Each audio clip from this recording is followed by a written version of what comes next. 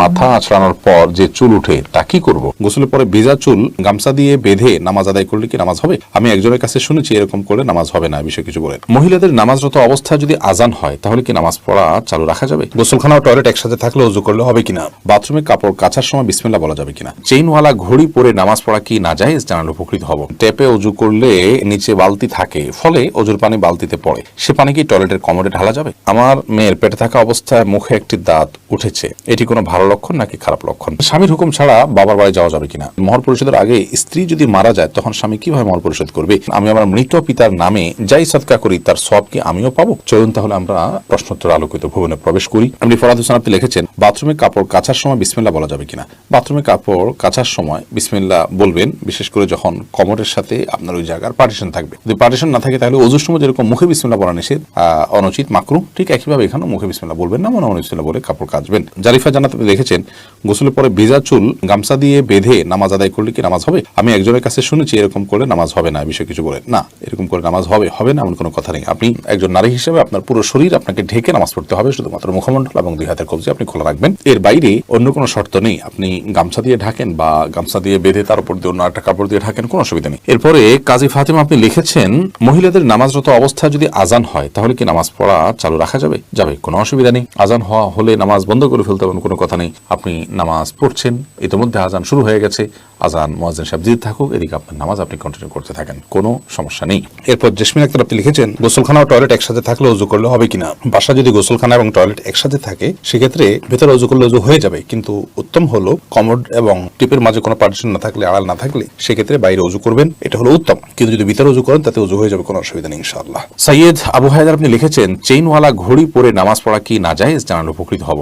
না, চেইনওয়ালা ঘড়ি পরে নামাজ পড়লে সেটা নাজায়েজ হবে এমন কোনো কথা নেই। সাবির ইয়াসমিন জান্নাত আপনি লিখেছেন, স্বামীর হুকুম ছাড়া বাবার বাড়ি যাওয়া যাবে কিনা? আপনি যেহেতু স্বামীর সংসারে থাকেন, অতএব তার সুবিধা অসুবিধা, তার প্রয়োজন ইত্যাদি বিষয় থাকতে পারে, সেই কারণে তাকে আপনি বলে যাবেন। কিন্তু স্বামী আপনাকে আপনার বাবার বাড়ি যাওয়া থেকে বঞ্চিত করে রাখবেন, যেতে দিবেন না, আটকে রাখবেন এবং তার খেয়াল খুশি মতো সে আপনাকে আপনার বাবা মার সাথে সাক্ষাৎ করা থেকে বিরত রাখবেন, সে অধিকার কিন্তু তার নাই। সেটা যদি তিনি করেন তাহলে তিনি অন্যায় করছেন। তবে হ্যাঁ, অবশ্যই আপনি চেইন অফ কমান্ড, একটি ফ্যামিলির পারস্পরিক যে বোঝাপড়া, সেটা যেন ভালো তার জন্য আপনি বলে যাবেন, এবং এই বলে যাওয়ার মধ্যে ভদ্রতা, এই বলে যাওয়ার মধ্যে নিজেদের বোঝাপড়া যে আছে সেটির প্রমাণ হয়। বিধায় এটাকে দোষণীয় মনে করা যে আমি তাহলে কি বন্দী হয়ে গেলাম, এরকমটি মনে করার কোনো কারণ নেই। কাজল আইডিকে আপনি লিখেছেন, উযু করার পরে কি আয়নায় মুখ দেখলে উযু ভেঙে যাবে? না, কোনো অসুবিধা নেই, উযু ভাঙবে না। আমি আবুল কালাম আপনি লিখেছেন, মহর পরিশোধের আগে স্ত্রী যদি মারা যায় তখন স্বামী কিভাবে মহর পরিশোধ করবে?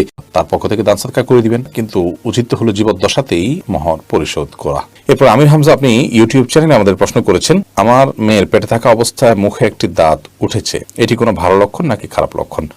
সন্তান গর্ভে থাকা অবস্থায় যদি মুখে দাঁত উঠে সেটা কোনো খারাপ বা ভালো লক্ষণ নয়। এটার ডাক্তারি কোনো ব্যাখ্যা আছে কিনা সে ব্যাখ্যা আপনি জানার চেষ্টা করবেন। এর বাইরে এটাকে অন্তত কুলক্ষণ মনে করার কোনো সুযোগ নেই, কারণ ইসলাম আসলে কোনো কুলক্ষণে বিশ্বাস করে না। আফরোজা ইসলাম রানী আপনি লিখেছেন, নতুন ঘরে বসবাস করার আগে মিলাদ পড়ানো জায়েজ কিনা? নতুন ঘরে বসবাস করার আগে কোনো মিলাদ পড়াবেন না, এরকম কোনো নির্দেশ আমাদেরকে দেয়নি।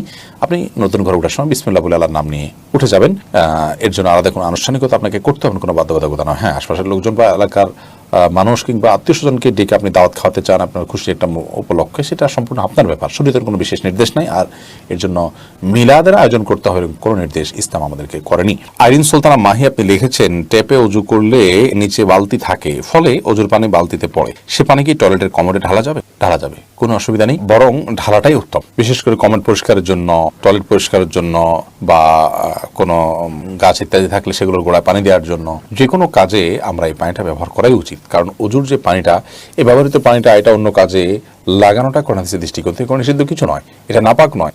এটা আমরা হয়তো এটার মাধ্যমে পবিত্রতা অর্জন করতে পারবো না, কিন্তু অন্য যে কোনো কাজে আমরা ব্যবহার করতে পারবো। ধরুন কমোড পরিষ্কার করা কিংবা বাথরুমের ভেতরের অংশ পরিষ্কার করার জন্য পানি ঢালতে পারি, কোনো অসুবিধা নেই, কারণ এই পানিটা নাপাক নয়। এরপর নুসরাত মাহি আপনি লিখেছেন, আমি আমার মৃত পিতার নামে যাই সদকা করি তার সব কি আমিও পাবো? আপনার মৃত পিতার নামে যে সাদকা আপনি করবেন, আশা করা যায় আল্লাহ রাব্বুল আলামিন আপনাকেও এক্সট্রা হিসাবে তার সাদকার সওয়াব দিবেন। কারণ আপনি যেহেতু পরিশ্রম করেছেন, আপনি যেহেতু কষ্ট করেছেন, আল্লাহ রাব্বুল আলামিন সেজন্য আপনাকে বঞ্চিত করবেন না। কারণ আল্লাহ রাব্বুল আলামিন কাউকে তার পরিশ্রমকে পণ্ড বা ব্যর্থ হতে দেন না। যতক্ষণ পর্যন্ত সেটি আল্লাহ সন্তুষ্টের জন্য হবে এবং সঠিক নিয়মে হবে। আফিফ হাসান শুভ, আপনি লিখেছেন টাকাতে ছবি থাকে বুক পকেটে রেখে নামাজ পড়া যাবে কিনা? যাবে, কোনো অসুবিধা নেই, কারণ সেটা প্রদর্শিত হচ্ছে না, ভেতরে আছি। নয়নে আইডি থেকে আপনি লিখেছেন একসাথে অনেক মসজিদে আজান হলে কয়টি আজানের জবাব দিতে হবে? আপনি প্রথম যে আজানটি শুনছেন আপনার কানে এসছে সেই আজানটির জবাব আপনি দিবেন, এর পরেগুলো দেওয়া আপনার জন্য নির্দেশিত নয়। আনাস চৌধুরী, আপনি লিখেছেন চোখ বন্ধ রেখে সালাত আদায় করা যাবে কি? এই বিষয়ে আমাদের একটা ভিডিও আছে, মেহরবানি করে সেটা দেখে নেবেন। চোখ বন্ধ রেখে সালাত আদায় করা যাবে অতিরিক্ত মনোযোগ সৃষ্টি করবার জন্য, কিন্তু এটাকে নিয়ম বানিয়ে নেওয়া সুন্নাহ নয়। নবী করিম সাল্লাল্লাহু আলাইহি ওয়াসাল্লাম স্বাভাবিকভাবে সালাত আদায় করতেন চোখ খোলা রেখে। একটি জয়ীফ হাদিস দ্বারা জানা যায় ইহুদিরা চোখ বন্ধ করে সালাত আদায় করে, তো সাধারণ অবস্থাতে চোখ খুলে সালাত আদায় করা উচিত, কিন্তু কখনো কখনো বা আপনার মনোযোগ সৃষ্টি করার উদ্দেশ্যে চোখ বন্ধ করে সালাত আদায় করলে সেটিতে অসুবিধা নেই। ফাতেমা পলি, আপনি লিখেছেন আমার বাচ্চা ছোট, তাই আমি শুধু ফরজ নামাজ পড়ি, এতে কি নামাজ কবুল হবে? অন্য কারো সহায়তা নিয়ে আপনি সুন্নাত নামাজ পড়া উচিত। মাঝে মধ্যে যদি এরকম হয় যে অন্য কেউ না থাকে এবং আপনি অনন্য উপায় হন, ফরজ সালাত ছাড়া কোনো কিছু পড়ার সুযোগ নাই, বাচ্চা অনেক বেশি দুষ্টমি করে বা কান্নাকাটি করে বা অসহনীয় পর্যায়ে চলে যায়, তাহলে সেক্ষেত্রে করতে পারেন, কিন্তু নিয়মিত এটি করার কোনো সুযোগ নেই। যেহেতু বাচ্চা যখন ঘুমে থাকে তখন আপনি করতে পারেন, বাচ্চাকে ঘুম পাড়িয়ে নিতে পারেন সালাতের সময়, অন্যের সহায়তা নিতে পারেন, অথবা হালকা পাতলা কান্নাকাটি থাকলে সেটাকে সহ্য করতে পারেন। অনেকে বাচ্চার প্রতি এত বেশি মায়া করেন যে বেশি মায়া করতে গিয়ে ইবাদত বন্দেগীর ক্ষেত্রে অনেক ছাড় তিনি দিয়ে নেন, যেটা উচিত নয়। হাফিজ মোহাম্মদ আরিফ বিল্লাহ, আপনি লিখেছেন ঘড়ি কিংবা চশমা পরলে নামাজ পড়া যাবে কি না? ঘড়ি বা চশমা পরা অবস্থা নামাজ পড়া যাবে, কোনো অসুবিধা নেই। শাহিদুল ইসলাম লিখেছেন টয়লেটে কোরআন আয়াত মনে আসলে কি করণীয়? টয়লেটে কোরআন আয়াত যদি মনে আসে তাহলে সেক্ষেত্রে কোনো অসুবিধা নেই, বিশেষ কোনো করণীয় নেই, মনে আসবে ওটা ভাববেন, ভাবনাতে কোনো অসুবিধা নেই টয়লেটে। তানজিনা বেগম, আপনি লিখেছেন সংসারের শান্তির জন্য কি করতে পারি? সংসারের শান্তির জন্য প্রথমত আল্লাহর বাধ্যতার মধ্য দিয়ে জীবনকে কাটানো উচিত, হারাম কাজ থেকে নিজেকে বাঁচিয়ে রাখা উচিত, এটা শান্তি আসার জন্য প্রধানতম কাজ। দ্বিতীয়ত হলো, কারণ হারামে আরাম আসে না, এই জন্য হারাম থেকে বেঁচে থাকতে হবে। দ্বিতীয়ত হলো সংসার শান্তি আনার জন্য সবর করতে হবে, ধৈর্য ধারণ করার মানসিকতা আনতে হবে, ছাড় দেওয়ার মতো মানসিকতা আনতে হবে। দুনিয়ায় সব নয় সেটি মাথায় রাখতে হবে। অতএব দুনিয়াতে বিভিন্ন সমস্যা, বিভিন্ন বিপদ, বিভিন্ন মুসিবত, এগুলোকে মেনে নেওয়ার মতো মানসিকতা এবং প্রবণতা আমাদের মধ্যে থাকা চাই। হোসাইন, আপনি লিখেছেন চ্যাটিং এর সময় মিথ্যা কথা বললে কি গুনাহ হবে যদি মন থেকে না বলি? মিথ্যা সর্বাবস্থায় গুনাহ, মন থেকে না বললেও সেটা গুনাহ হবে। এরপরে নাইম নূর লিখেছেন মসজিদের ভিতরে কথা বললে চলে রসুলের ইবাদত নষ্ট হয়ে যায়, কথাটা কি সঠিক? না, এরকম কথা কোন হাদিসে আছে বলে আমার জানা নেই।